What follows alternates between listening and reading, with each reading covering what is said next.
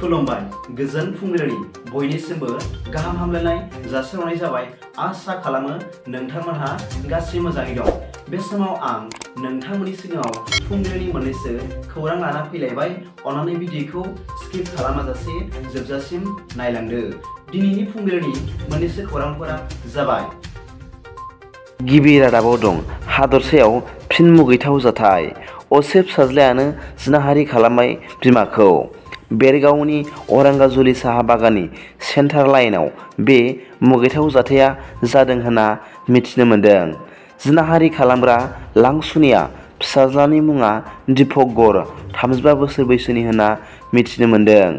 मिथिनो मोननाय बादिब्ला गोदान बोसोरनि गिबि हराव जौ लोंनानै दीपकआ गावनि असे 60 बोसोर बैसोनि बिमाखौनो जिनाहारि खालामो। उनाव बिमाया जिनाहारिनि बाथ्राखौ उन्दै बिहामजोनो फोरमायनायाव नखराव बाथ्राया अर जोंब्लावनाय बादि जोंखाङो। मिथिनाय बादिब्ला मैया समबार फुङाव रायजो आरो आदिबासि आफादनि दैदेनगिरिफोरा पानेरि पुलिस थानायाव दीपक गर लांसुनियाखौ गथायनानै होयो होनना मिथिनो मोन्दों। नैथि रादाबाव दं क'क्राझाराव बिधान सभा आरो लक'सभ बियाब सोदांनायनि सायाव मैया बनसुनि खौरांगिरि मेलनि गेजेरजों गोख्रों बिबुंथि। मख'नो गोनांदि क'क्राझार लक'सभ बियाबनि एसटि थिखानाय मासिखौ दाननानै लखिमपुर बादियाव लांनो नागिरदों। दिनै बे बादियाव गोख्रों भाबै गसंथेनानै हमथानानै लाखिफिननो हायाब्ला भारतबादि डेम'क्रेटिक हादराव थांनानै थानायनि जेबो लाब जानाय नङा होनना बनसुनि आफादगिरि बनजित मन्जिल बसुमतारिया खौरांगिरि मेलनि गेजेरजों फोरमायो।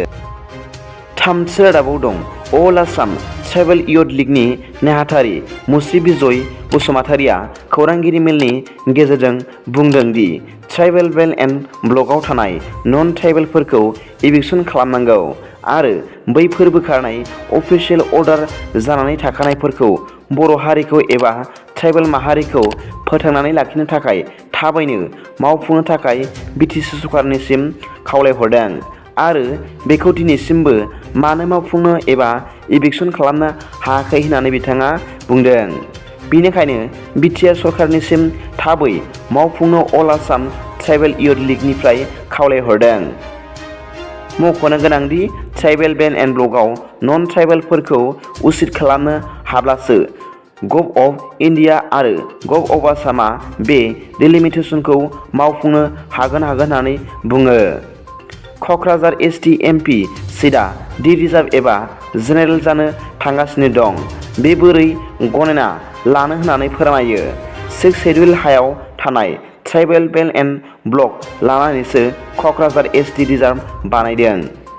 नाथाय दिनै इलिगेल इनक्रोचमेन्ट जानानै आरो बांनानै पपुलेसन अड नाम्बार बानायबाय।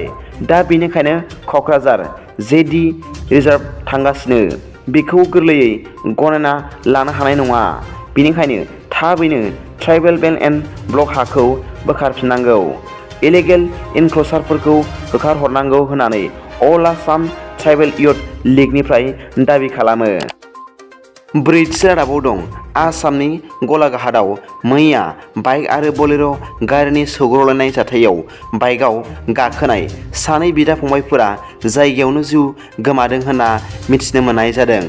मिथिनो मोननाय बादिब्ला सानै असे बिदा फंबाया सरिहजानिफ्राय बाइकजों न' फारसे फैफिनबाय थानाय समावनो गंसे बलेर' गारिजों सौदावनानै सानैबो जायगायावनो जिउ गोमादों होनना मिथिनो मोननाय जादों।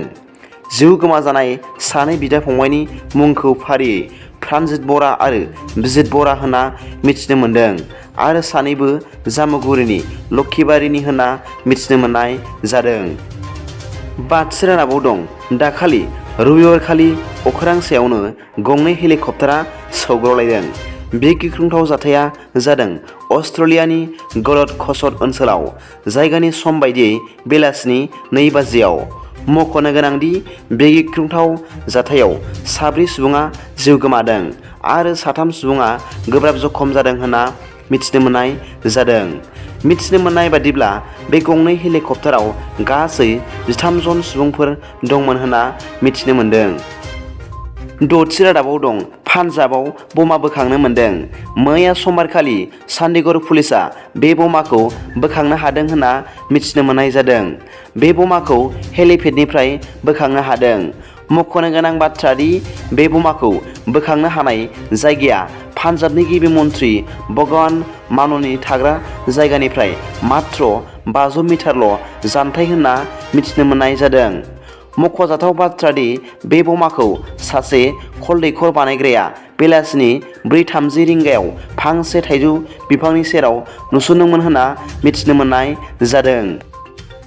दिनैनि फुंबिलिनि मोननैसो खौरांफोरा दा बेखिनिल'मोन।